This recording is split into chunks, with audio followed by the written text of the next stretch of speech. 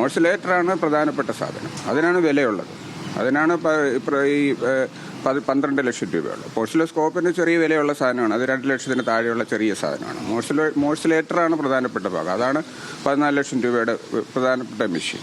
അത് ഈ പറഞ്ഞതുപോലെ അത് ഇപ്പോൾ തൽക്കാലം അത് ഉപയോഗിക്കുന്നില്ല എന്നുള്ളത് ഔട്ട്ഡേറ്റഡ് ആണെന്നല്ല, അതിനെപ്പറ്റി പരിചയമുള്ള ഡോക്ടർമാർ ഇപ്പോൾ ഞങ്ങളുടെ കൂട്ടത്തിലില്ല. അത് വെച്ച് ആദ്യം ചെയ്ത കേസ് തന്നെ അത് വളരെ കോംപ്ലിക്കേഷനായി പേഷ്യൻ്റ് ഏതാണ്ട് മരണത്തിനടുത്തെത്തിയ ഒരു പേഷ്യൻ്റാണ്. അപ്പോൾ അത് അന്ന് ഇത് ഞാനിരിക്കുന്നതിന് മുമ്പേ, ഞാൻ ചാർജ് എടുക്കുന്നതിന് മുമ്പേ പഴയ ഡോക്ടറാണ് അത് വരുത്തിച്ചത്. അപ്പോൾ അദ്ദേഹത്തിന് അതിന് പരിചയമുണ്ടെന്നുള്ള ഇതിലാണ് അത് വരുത്തിച്ചത്. എന്നിട്ട് അത് അദ്ദേഹം ബാംഗ്ലൂരിൽ നിന്നുള്ള അതിൻ്റെ ഒരു വിദഗ്ധനായിട്ട് ചേർന്ന് ഇവിടെ ഒരു പേഷ്യൻറ്റിനെ ഓപ്പറേഷൻ ചെയ്തു. ആ ഓപ്പറേഷൻ ചെയ്ത് അത് വളരെ ശരിയായ ഭയങ്കരമായ കോംപ്ലിക്കേഷനിലെത്തി. അത് രാവിലെ 8 മണിക്ക് തുടങ്ങി ഓപ്പറേഷൻ തീർന്നത് വൈകുന്നേരം 8 മണിക്ക് എന്തോ ആണ്. അത് ആദ്യം ചെയ്തു, പിന്നെ അത് രണ്ടാമത് ഓപ്പറേഷൻ രണ്ടാമത് തുറന്നു, മൂന്നാമത് തുറന്നു. അങ്ങനെ പിന്നെ പേഷ്യൻ്റ് അവരുടെ ഭാഗത്തു നിന്ന് പരാതികളൊക്കെ വരികയും ചെയ്തിരുന്നതാണ്. പിന്നെ എന്തോ ഒരു ഭാഗ്യത്തിന് ആ രോഗി രക്ഷപ്പെട്ടു പോയതാണ്. അപ്പോൾ പിന്നെ അതുകൊണ്ട് തന്നെ പിന്നീട് നമുക്ക് ആ ഉപകരണം വെച്ച് ചെയ്യാനുള്ള ക്വാളിഫിക്കേഷനോ അതിൻ്റേതായിട്ടുള്ള പരിചയം ഇല്ലാത്തത് കൊണ്ട് അത് ഉപയോഗിക്കാറില്ല. അത് ചെയ്യുന്ന പറഞ്ഞാൽ ഈ പ്രോസ്റ്റേറ്റ് എന്ന് പറഞ്ഞ ചെറിയ രോഗത്തിനുള്ളത്, അത് നമുക്ക് സാധാരണ ദിവസവും ചെയ്യുന്ന അരമണിക്കൂർ ചെയ്യുന്ന TRP എന്ന് പറഞ്ഞ ഓപ്പറേഷൻ ചെയ്യുന്ന ആ ടെക്നിക്കാണ്. അതിന് വേണ്ടിയിട്ടാണ് ലേസർ ഉപയോഗിച്ച് ചെയ്യുന്ന ഈ പുതിയ ടെക്നോളജി.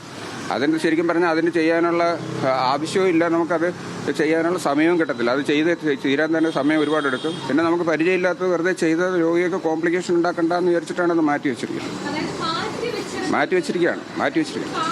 കാണാതായതല്ല, അത് മാറ്റി വെച്ചിരിക്കുകയാണ്. അത് അന്വേഷണ കമ്മീഷൻ അന്ന് നമ്മൾ പറഞ്ഞിരുന്നത്. അത് മാറ്റി വെച്ചിരിക്കുകയാണ്, അത് ഉപയോഗിക്കുന്നില്ല. നമുക്ക് പരിചയമുള്ളതല്ല. ഞങ്ങൾക്ക് 6 ഡോക്ടർമാരുണ്ട്. 6 ഡോക്ടർമാർക്ക് ആർക്കും ഇത് വെച്ച് ഓപ്പറേഷൻ ചെയ്തുള്ള പരിചയമില്ല. അങ്ങനെ പരിചയമില്ലാത്തൊരു ഉപകരണം വെച്ച് ഓപ്പറേഷൻ ചെയ്ത് രോഗികൾക്ക് എന്തിനാണ് പ്രശ്നങ്ങൾ ഉണ്ടാക്കുന്നത്?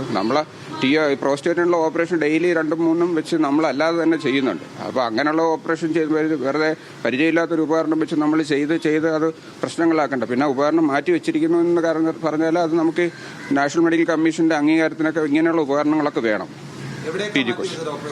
എന്തോ അത് അവിടെ തന്നെ ഇരിക്കുകയാണ്, ഓപ്പറേഷൻ തിയേറ്ററിലുണ്ട്. അത് പരിചയമില്ലാത്തതുകൊണ്ടാണ് അത് വെച്ച് ഉപയോഗിക്കുക.